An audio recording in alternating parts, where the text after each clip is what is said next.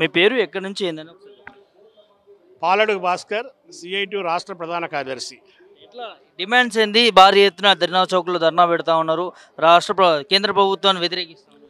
కేంద్ర బీజేపీ ప్రభుత్వం గతంలో రెండుసార్లు అధికారులు ఉన్నప్పుడు కార్పొరేట్ శక్తులకు పెట్టుబడిదారులకి అనుకూల విధానాలు తీసుకొచ్చారు.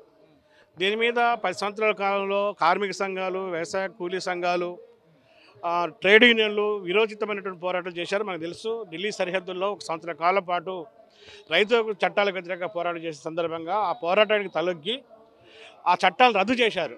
కానీ మూడోసారి అధికారులకు వచ్చిన తర్వాత చట్టం రద్దయింది. చట్టంలో ఉన్నటువంటి అంశాలన్నీ కూడా అమల్లోకి తీసుకొచ్చినటువంటి పరిస్థితి ఉంది.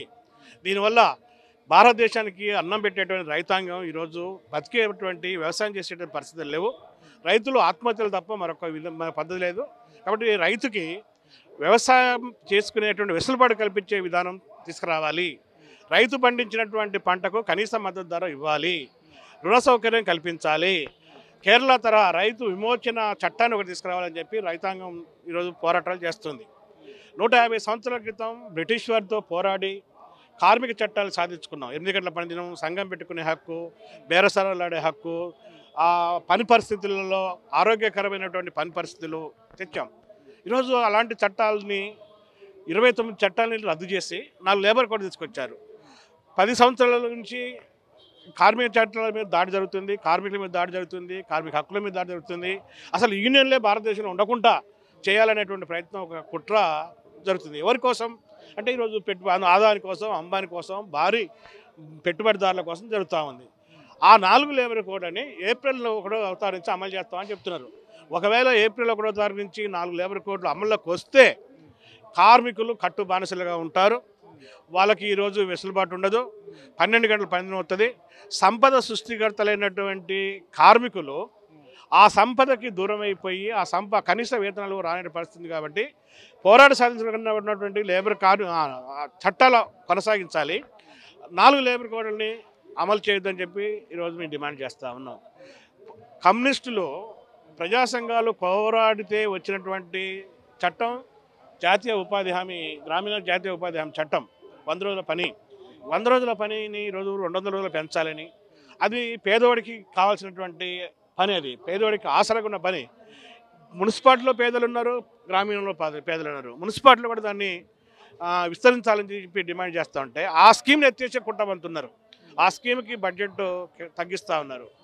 ధరలు ఈ కాలంలో 30-40% ధరలు పెరిగినాయి. ధరలు పెరగడానికి కీలకమైనటువంటి కారణం పెట్రోలు, డీజిల్ ధరలు పెరగడమే, నిత్యావసర సరుకులు ధరలు పెరగడానికి కారణం.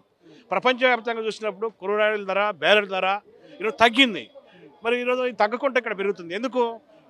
ఆయిల్ కంపెనీలన్నీ కూడా ఈరోజు కార్పొరేట్ శక్తుల్లో ఉన్నాయి. కార్పొరేట్ల కోసం తీసుకొచ్చేటువంటి నిర్ణయాలు మానుకోవాలి. భారతదేశ సంపదను లూటీ చేస్తున్నారు. సహజ వనరులని ఈరోజు ధ్వంసం చేస్తున్నారు. ప్రభుత్వ రంగ సంస్థల్ని నేషనల్ మానిటైజేషన్ అనేటువంటి పేరుతోని, స్కీమ్తోని ఈరోజు అమ్మేస్తున్నారు. హోల్సేల్గా భారతదేశం ఈరోజు అమ్మకానికి పోతుంది. ఈ భారతదేశాన్ని రక్షించుకుందాం, భారత ప్రజానికాన్ని కాపాడుకుందాం అనేటువంటి ఒక స్ఫూర్తితోని ఈరోజు దేశవ్యాప్తంగా నిరసన జరుగుతుంది. ఇక్కడ హైదరాబాద్లో కూడా కార్మిక సంఘాలు, రైతు సంఘాలు, వ్యవసాయ కార్మిక సంఘాలు, SKM, joint action platform of trade unions ఆధ్వర్యంలో ఈ నిరసన చెప్తున్నాం. ఇప్పటికైనా ప్రభుత్వం పునరాలోచించి నిర్ణయాలని వెనక తీసుకోవాలి. కార్పొరేట్కి అనుకూలమైన నిర్ణయాలు వెనక తీసుకొని ప్రజా అనుకూల నిర్ణయాలు చేయాలి. లేకపోతే రాబోయే రోజుల్లో ఈ పోరాటాన్ని తీవ్రతరం చేస్తాం, ఉద్యమాలను ఉధృతం చేస్తాం. బీజేపీ ప్రభుత్వం ఉండొచ్చు, భారతదేశాన్ని మీరు అంటా ఉన్నారు అమ్ముకునే పరిస్థితి. బీజేపీ కొంగ జపం, దొంగ జపం చేస్తుంది. బీజేపీ మాటల్లో, బీజేపీ నినాదాల్లో స్వదేశీ స్వదేశీ అని చెప్పి ఈరోజు ప్రచారం ఆర్భాటం చేస్తుంది. కానీ ఈరోజు అమెరికాకి భారతదేశాన్ని జూనియర్ పార్ట్నర్గా మార్చేటువంటి నిర్ణయం తీసుకుంది. ఈరోజు పాలస్తీనా మీద ఇజ్రాయెల్ దాడి చేస్తూ ఉంది. అదేవిధంగా అనేక దేశాల మీద ఆయిల్ నిక్షేపాల కోసం యుద్ధాలు జరుగుతున్నాయి. కానీ ఈరోజు అమెరికాకి అనుకూలంగా నిర్ణయాలు తీసుకుంటుంది మన భారతదేశం. అమెరికాకి ఏ నిర్ణయం చేసినా కానీ తలూపేటువంటి నిర్ణయం తీసుకుంటుంది. అంతేకాదు ఈరోజు మన దేశంలోకి విదేశీ పెట్టుబడులు ఇంతకుముందు ఈ మోతాదు మించి రాకూడదు అనేటువంటి కండిషన్ ఉండేది. కానీ ఈరోజు విదేశీ పెట్టుబడులు, టెలికాం కావచ్చు, ఇన్సూరెన్స్ కావచ్చు, ఇలాంటి ప్రభుత్వ రంగ సంస్థలకు విదేశీ పెట్టుబడులు వస్తూ ఉన్నాయి. అంటే చేసేయేమో స్వదేశీ జపం, ఆయన మొత్తం విదేశీయుల కోసం విదేశీ సంస్థల కోసం ఈరోజు ఈ నిర్ణయాలు చేస్తున్నారు కాబట్టి దీని వెనక బీజేపీ కాదు, బీజేపీ చేస్తుంది. బీజేపీ మన భారతదేశము భారతీయత లేకపోతే ఇప్పుడు చెప్పే సనాతన ధర్మాలు ఏమీ బీజేపీ పడతలేవు. ఈరోజు కొద్దిమంది ప్రయోజనం కోసం ఆదాని అంబానీ లాంటి వాళ్ళు కొంతమంది విదేశీ సంస్థల కోసం ఈ దేశాన్ని నష్టం చేసేటువంటి విధానాలు తీసుకొచ్చేటువంటి స్థితిలో ఉంది. ఖచ్చితంగా బీజేపీ అదానికి సపోర్ట్ చేస్తుంది అనుకోవచ్చా మోదీ? అసలు అదానికి సపోర్ట్ అదాని కోసమే మోదీ ఈరోజు అధికారంలో ఉన్నాడు. ఈ భారతదేశంలో ఉన్నటువంటి 130 కోట్ల మంది ప్రజలు ఏం పట్టలే.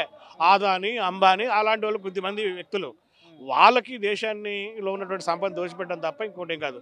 అసలు ఉత్పత్తిలో పాల్గొనేది కార్మిక వర్గం, సంపదను సృష్టించేది కార్మిక వర్గం. నరేంద్ర మోడీ చెప్తుండే ఏంటంటే సంపద సృష్టికర్తలు ఎవరంటే కార్పొరేటర్లు అంటున్నాడు. ఎలా అయింది అంటే సంపద అంతా వాళ్ళకి దక్కడం కోసం అవుతుంది.